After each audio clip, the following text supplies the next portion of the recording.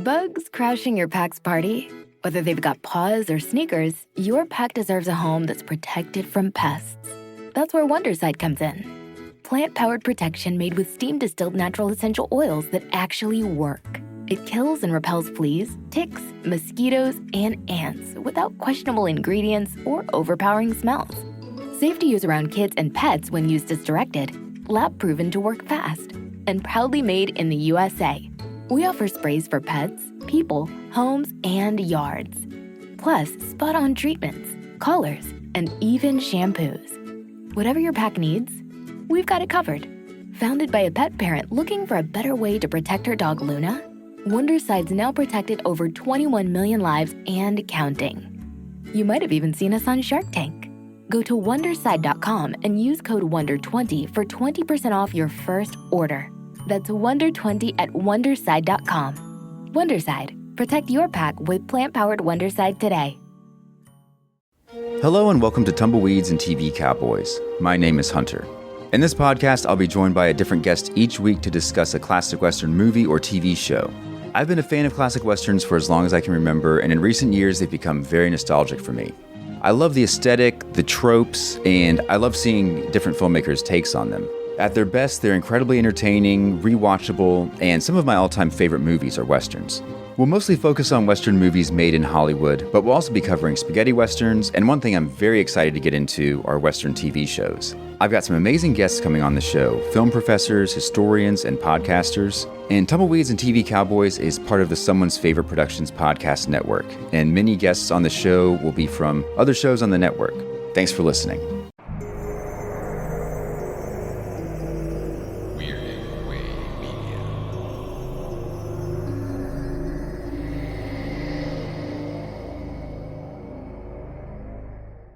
We deal in paint, pigment, light and shadow, realism, surrealism, impressionism, and ghost stories.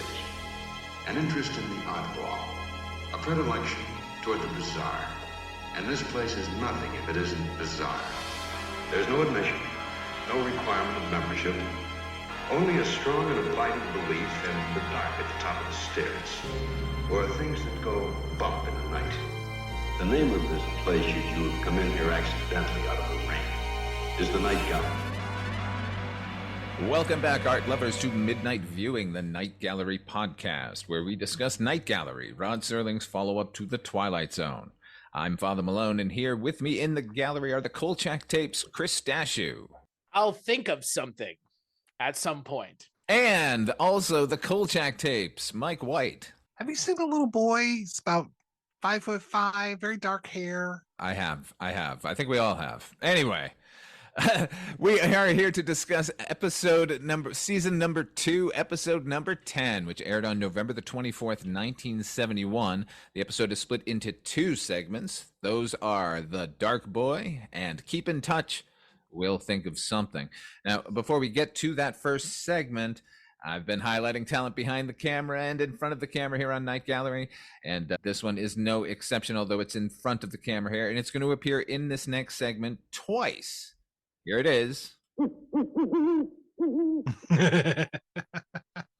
Right, that is Single Owl Hooting. This one was created by Thomas Valentino back in the 1930s for his Valentino sound effects library for the Major Records label. It was eventually included in the Chilling, Thrilling Sounds of the Haunted House record from 1978, which is an album I buy instinctively every time I see it. I have 5 copies of it here. The effect that you heard, the Single Hooting Owl, every effects library has their variation on it. It's all the horned owl, interestingly enough, which is the most sort of common owl you'll ever run into. Incidentally, this is a digression, but in Boston growing up, at the Museum of Science, they had an owl named Spooky. It was on, I think, the 2nd floor in nocturnal section, and that owl hated me. Kids would crowd around the plexiglass cage, and it would be fine with them, and it would see me, and it would just start screeching and staring wildly. Anyway, Single Owl Hooting. It knew something they did not. Yeah. There's something ain't right about that boy. And The owls know. The owls know. The owls are not what they seem. The owls are not what they seem, Father Malone. That's right. Well, the owls are still sleeping. It's just a millennium thing. Anyway, single owl hooting. We're adding you to the Night Gallery Hall of Fame. All right. Anyway, You're about to join a roster of students in a learning experience quite without precedent. The painting is called Dark Boy, and this particular repository is called the Night Gallery. our first segment is called The Dark Boy. This one was written by Halstead Wells from a short story by August Derleth, his second adaptation here on Night Gallery this season, and directed by Mr. John Astin. This is his third directorial segment on the Twilight Zone on Night Gallery. This one stars Elizabeth Hartman, Abigail Moore, and Michael Basilon. It's a story of an Old West teacher who has an unusual student, or maybe she doesn't. What'd you think of this one, Mike? Before we even start to talk about that, you gave me a little bit of a segue there. We're talking about the Twilight Zone. Did Serling screw up somehow? Because they ADR'd his line of the Night Gallery as he was introducing the painting of the Dark Boy. Did you guys pick that up? I did notice that. Yeah. It So was bizarre. Did he say the Twilight Zone? And there was a whole lot of smoke in the opening segment for some reason in this thing. But yeah, ordinary was it? I think his back is turned when he says Night Gallery eventually, right? Yeah. It might be. Yeah, that was just bizarre. I was like, Hi, I'm what's Rod going Serling, on? and this is The Night Gallery. Yeah. Sorry, Rod, not Twilight Zone. I hope you enjoy this episode of Night Gallery. Like, all right. You have So what I think Serling's is Night Gallery. No, yeah, go ahead, Mike. what I thought of this. I thought this had a lot of promise. I like this whole idea of the teacher who has 17 students, but no, dear, you're only supposed to have 16. And she's getting gaslit by these old biddies who just seemed like they would have been Samantha's relatives, but I don't think either of them were. And I'm just like, okay, yeah, that's cool. Okay. Eventually we find out that this kid died and that they're thinking now maybe we should move the schoolhouse or rebuild the schoolhouse because he's going to be haunting these grounds. But it is so weird the way that the information is doled out to us, especially like what, halfway, 3/4 of the way through this story, where the old farmer shows up, old as in 40 years old, shows up and is like, oh, here's my son. He can barely be in class. I use him for work on the farm. Kid's 5 freaking years old, and keep him away from ladders. And I'm like, what a weird non sequitur. And so I guess our main character is a real Sherlock Holmes because she figures out that the Dark Boy must have been killed falling from a ladder. Yeah, it felt a little long in the tooth. I thought there was a lot of promise here, though. That's my opinion anyway. How about you, Chris? You gotta love the title first. It's great. The Dark Boy. It's just, boy, it really rolls off the tongue right into into an area where we just know where this is going immediately. I'm joking. This episode is fine. It's fine. It's inoffensive, and the story that it's telling is cutesy, and it's a little melancholy. It's a little heartstring pulley. It's fine. I just don't, as an audience member sitting here watching this segment, I'm wondering what the director and the screenwriter or the teleplay writer, because again, it's based on a short story. I'm wondering what they were hoping we would take away from this. And I'm not sure by the end of it. That even those who lost can be found again. Maybe, but they spend 2/3 of the episode, like her, like Mike said, being like a Sherlock Holmes, trying to figure out what's going on. What do you mean what's going on? It's pretty obvious what's going on here. I don't know. It was fine. It was okay. I think my favorite thing about this show right now is we're in this weird spot where it's like, on this week's episode, 5 people who you've never heard of. Gail Sondergaard. Okay, fine. I don't know. It's weird. All of a sudden, the show for a while was having like people who are very bigger names. And all of a sudden, it's like a couple people that are just like clearly mainstays of television at the time or part of Serling's troupe of people that he normally works with. It's not a surprise that this episode is directed by John Astin. He's has been as big a part of this show as anybody has, frankly. I think we're spending an entire season with a lot of Ghosts of the Frontier, like gentle love stories in both cases, werewolves, then just straight up ghosts here. I can't wait for our vampire Old West story. This one is incredible. Is that a thing? No. Okay, good. Thank God. I was about to say, I just won't be on that one. You guys could do that. You guys, it'll be fine. Oh, and the Serling one. That was another Old West ghost one too, because we had the Phantom Farmhouse with the Old West family that were a bunch of werewolves. So, yeah. Oh boy. Whew. Oh yeah. This season of Night Gallery is a pretty good document of the hills outside Los Angeles and the changing of the seasons, because it's much more autumn now here than we got just a couple of weeks ago with Big Surprise. I'm echoing what both you guys said, because I was very intrigued going into the episode, and I like those two gossipy women that she has to deal with, who are keeping secrets from her, and I like the doling out of the clues and everything. But in the end, what did we get? Which is I'm not sure, but ultimately what we do get is this ghost is befriended by the new school teacher, who is then befriended by the ghost's father, who doesn't have a wife, and they have a romance, and then together they coax the child out of the schoolhouse to go home with them. I don't know. I'm so glad that the trauma that this child endured, that was so jarring, that he can't find his way out of our plane of existence, brought these two crazy kids together. You know? That's what I took away from the end. This was supposed to be sweet, and I was just horrified by the entire affair. I didn't get that they were becoming a couple. So congratulations to you. I just did not pick up on that at all. Congratulations to you. For serious.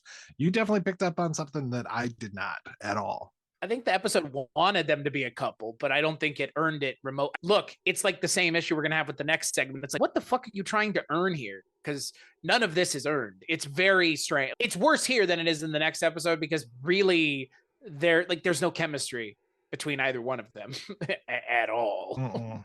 Michael Bazelon doesn't look like he could be bothered. He's like, hey, my son, come back to me. I love you. Please don't go away. And it's like, turn in a performance, please. Don't just mumble through your lines. That's funny. In my notes, I wrote Michael Bazelon, not great. The emotion, exclamation point. Head on hands on plate. But that scene is supposed to be their courting scene, as twisted as that is. But once she sees him in that sort of light, that she falls for him. And in the end, she takes his hand to lead the kid out of there. And the kid, who doesn't even realize that he's dead, I guess, is trapped in this schoolhouse. Has he no memory of his mother? Isn't he going to be confused by this new relationship? I don't know. There are lots of questions that this thing brings up that it's not interested in or remotely capable of answering. But by the end of it, I guarantee you the showrunners thought they had, in a satisfying way. Far from it, guys. Far from it. Yeah, they thought they tied up everything in a nice bow, and really, I was just horrified by the entire ordeal. Like, what are the rules here for ghosts? Like, the Rod Serling rules. They don't know that they're alive, but they can go to the other side, as in heaven somehow. Do the other kids see him? Yeah, no, the kids don't, because that's a point in it where on the first day she's talking to the child and all the kids stare at her and then immediately flood away to go back home. And then the old ladies later on in the episode say, oh, we knew when the kids said that they saw you talking to nobody there. So the ghost is appearing just to her. He knows. I don't know. There's no. We all heard you talking to a little boy, and that's how they all know you're fucking crazy now. What? Wait, the fucking what? It's almost like there's two separate ideas here at play. One where it's like we're having this character try to figure out what's going on, and then the other part where it's this weird love story that does not work because it's not given enough time to work, and I don't think it would have worked anyways because they have no chemistry between the two of them. And Michael Bazelon has no charisma, so I don't know how Elizabeth Hartman could remotely find him attractive or enticing, because he seems so flat. It's like he's not even real. It's like he's a character in a poorly written TV show. The reason why I called him the old man earlier is because even though he is a younger man, he seems like the old crotchety farmhand. It's just like, well, a bunch of strangers coming to town. I don't trust anybody. But education is for the devil. He's like, not that person, but he acts that way. Also, stay off ladders. Keep the kids off the ladders. Get this kid off my... If there's a ladder in this room, get him out of here. I'm just very superstitious. Yeah. First they want to teach us CRT, and now they want us kids on ladders. Why was a child on a ladder is my question. What was the child doing on a ladder in that one-room schoolhouse? I just couldn't see him. We just couldn't see him. It's like, what the fuck? It's like a box. It's a literal box. Yeah. Hanging a drawing or something. Who knows? Speaking of drawings, she's encouraging that one kid. He drew a 6-legged horse. That drawing was terrible. Shame on him. The teachers are supposed to be encouraging the youth of tomorrow, both alive and undead. Not these kids. They're all going to be dead by the next planting season. So, I'm sorry to tell you, children, but we don't have enough food for all of you. So we're taking half of you down to the orphanage, otherwise known as the field out back. We've had a severe case of cholera. Sorry. Yeah. The one other thing I noticed, at least in the copies of the show that I'm watching, instead of fading to black for commercials, they've been using the paintings. Yes. Yeah. Very effective. It's very jarring. A lot. It was jarring to see it for the first couple times because I wasn't expecting it. But now they did it I noticed it more in the next segment because I must have caught it immediately as opposed to like maybe looking away for a second. I was like, oh, is it over? I was like, oh, okay. No, it's not over. It's still going. It fooled me into thinking it was over. And now I'm like, okay, now I get it. I think it does work. I think it works better than just fading out and fading back in. Eases you back into your spot instead of just coming back from the latest Borax ad. Snap, crackle, and pop. Rod Serling only smokes Marlboro Reds. They give you that smooth flavor. That's not true. I think you smoked Chesterfield. Oh, really? I don't know what Rod Serling smoked, but I'm sure the answer is out there. He seems like a Chesterfield guy. He does, yeah. I'm trying to remember. Was that Chesterfield really satisfies? Was that their slogan? Jeez. Whatever it is, it puts out a lot of smoke. It's toasted. I presume that most of you, in moments of weakness or in spasms of compassion, have picked up a hitchhiker. The story behind this item here has to do with a man who stops his car and invites a stranger in. And such a stranger. The kind that makes you wish you'd taken the bus or stayed in bed. Its title, Keep in Touch. We'll think of something. Our next segment is called Keep in Touch, We'll Think of Something. This was written and directed by Gene Kearney. He's an auteur now. This one stars Alex Cord, Joanna Pettet. This is her second appearance. Last time she was directed by John Astin, actually, and Richard O'Brien. No, not that one, Rocky Horror fans. I find this one hard to describe. It's about a guy who, here's my synopsis. A guy is dreaming of a girl, keeps getting, somebody help me here. Somebody describe this thing. This is one of the most bizarre segments of television I've ever. A guy dreams of a woman and then invents her stealing his car, and then she actually exists. But it turns out she's hoping that he murders her husband because she's been dreaming of him too. And she essentially causes it to happen by the end of the segment. I just summarized you don't even need to watch it. Does that sound interesting to you? It wasn't interesting in executions. In explanation, it's just about as bad. I was interested for a while. I was interested when I had no fucking concept of anything that was going on. And then when I realized that it wasn't interested in giving us anything concrete, then it fell apart. But as far as on the baffling meter, it's a 10. It's a real success in that way. Yeah, I'm glad, Chris, that you broke it down because I was just like, what is happening in this? Because it starts off very interesting. I was very intrigued by this whole idea of Alex Cord, who, my God, he talks a lot in this episode, and I like it. I like his voice, and I just kept thinking of him as, what was he in Airwolf? Was he Hawk in Airwolf? I think it was. That's where I know him from. Jesus. Yeah, he didn't have the eye patch, so he was out of disguise. But yeah, he talks a lot, and he comes in. He's just like, "Hey, this woman, she stole my car." Comes back, "Oh, she stole my car again." I'm like, "Okay, this is really bizarre. Who is this strange woman that's stealing his car?" And then you find out it's all a ruse. I'm like, "Okay, that was the most interesting part of the episode." I'm totally tuned out now. Yeah. And then what's the name of the name of the episode? Keep in touch, we'll think of something. I kept thinking of that Maury Amsterdam. Don't worry, we'll think of a title. It's like, what is this thing? I was hoping we'd just talk about Airwolf because it has Ernest Borgnine in it. Can we just do that instead for 5 minutes and call it good? This is beyond unintelligible. Wait, what? By the end of this, I was genuinely concerned for the people making this show that they were confused by what they were doing too. I don't think anyone making this episode had any idea what the fuck they were doing. From Alex Cord to the people who wrote it, to the people who filmed it. Like, when you're sitting on set and you read this, here's the thing. The people who were in this read the script and they read it just like we watched it and or could read it. What the fuck do you think they were thinking? Yeah. Oh, this is really good. No, it's fucking not. Like, they got to speak to Gene Kearney, who probably explained what his intention was. And then they went, oh, okay. And then they went with it. And the rest of us are less foundering because he didn't deliver it to us. Or they went, okay, Gene, walked away and rolled their eyes and made a jerk off symbol. I don't know. Again, what could someone explain about this that this doesn't already spend 20 minutes trying to explain? That entire scene in the bar is beyond unintelligible. They're, I imagined you and you imagined me. And it's like, what the fucking, what are the rules here? What is going on here? Who are you people? But you had a scar on your hand and you don't have one now. So let me stab you with these scissors. Yeah. You won't be able to go on tour and you'll have to stay home with me. It's like a 22-minute segment, and it's 11 minutes of one story and 11 minutes of another story. It's about a guy who keeps getting conked on the head by some sultry blonde, and she keeps stealing his car. And then it's a story about two people who've been dreaming of each other, and she's going to force his hand, quite literally, to kill her husband. Those are two good stories, and I would have liked to have seen either of them played out in their full potential, but that's not what we got here. I will say that I really liked his leather pea coat. It was really good. No, yeah, man. He looks good. Alex Cord looks good. He looks proper 1971.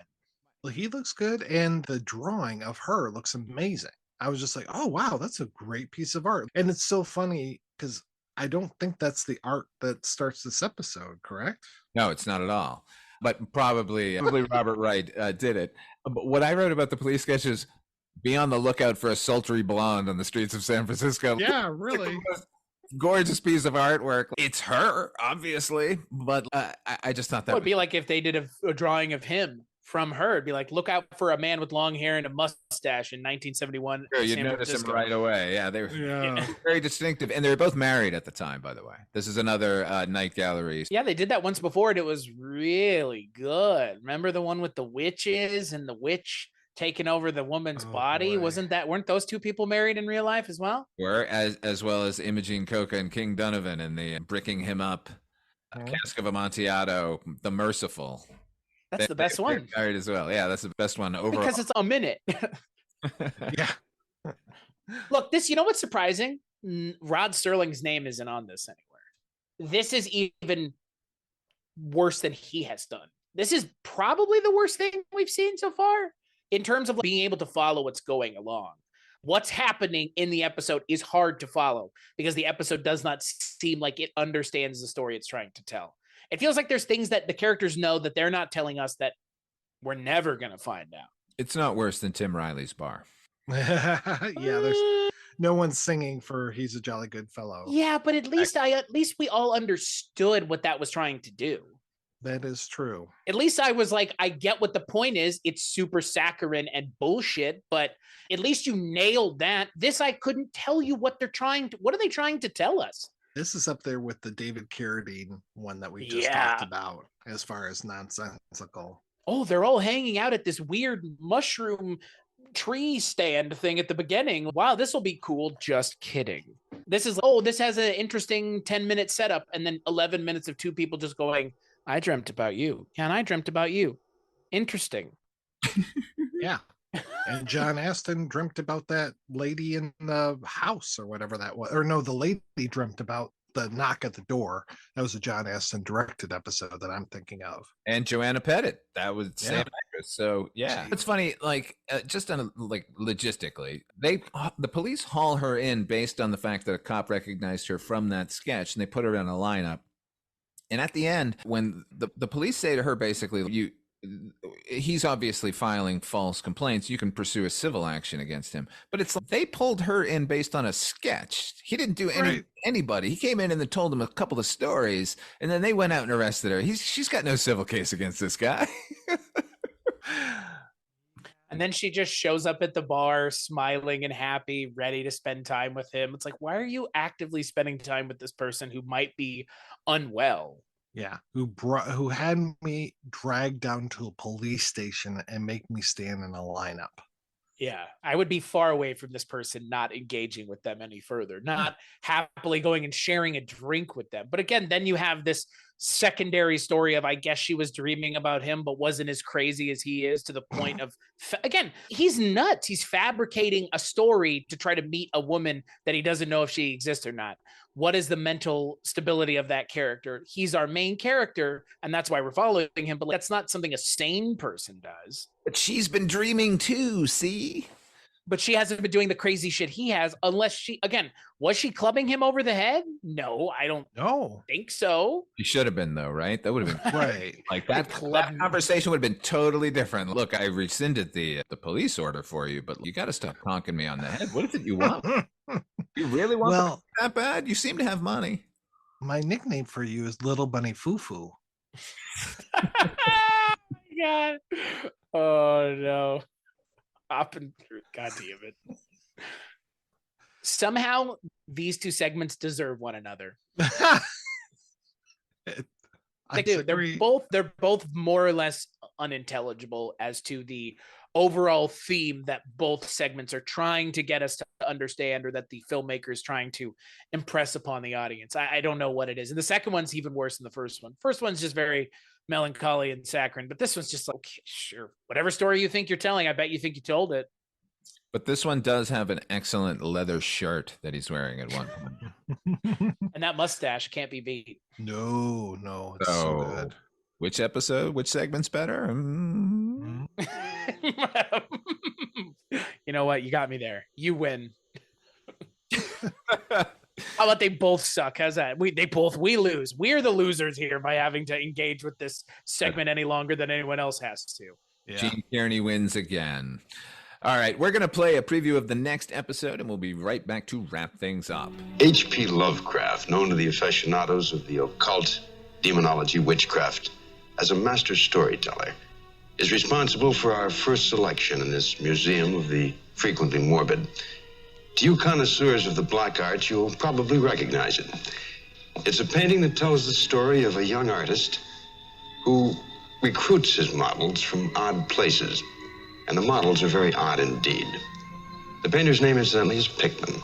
The title is Pickman's Model. We're all familiar, I suppose, with mediums and seances, the slightly curdling nocturnal event in which the dead come back to visit through the good offices of a middleman or woman. It's a sport that lends itself to table tappings, some ghostly manifestations that float transparently across the room, and a few distant sepulchral voices. This painting offers a new side to the familiar seance because it tells what happens when a seance is successful, but the appearing dead isn't the one expected. Offered to you now on the Night Gallery, The Dear Departed. And now, Night Gallery's slightly distorted version of history, an act of chivalry. That's right. On the next Midnight Viewing, we'll be taking a look at Season 2, Episode 11. That's broken into 3 segments. Pickman's Model, The Dear Departed, and An Act of Chivalry. Until next time, what are you working on? Where can people find it, Chris Stashu? You can find me at weirdingwaymedia.com, where you can find this show and so many other shows that Father Malone, I, and Mike White all put together on a weekly, bi-weekly, or monthly basis. How about you, Mike? Stole my thunder.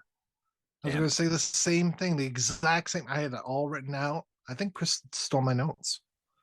He does that a lot. As for me, what they said, my audio content can all be found over at weirdingawaymedia.com. Thank you all for joining us here at Midnight Viewing. The gallery is now closed.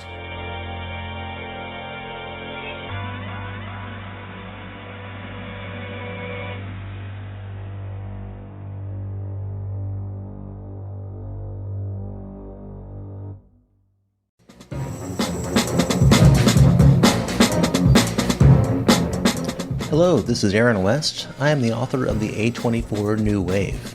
In this book, I look at A24's output and I make the argument that we are in a new wave movement right now.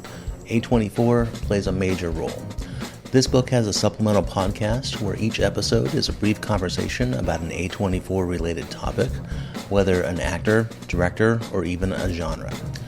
As I continue research for the book and conduct interviews, I expect to record podcast episodes with people involved with the company. You can find the podcast at cinejourneys.com or wherever you find podcasts, and we are proud to be members of the Someone's Favorite Productions podcast network.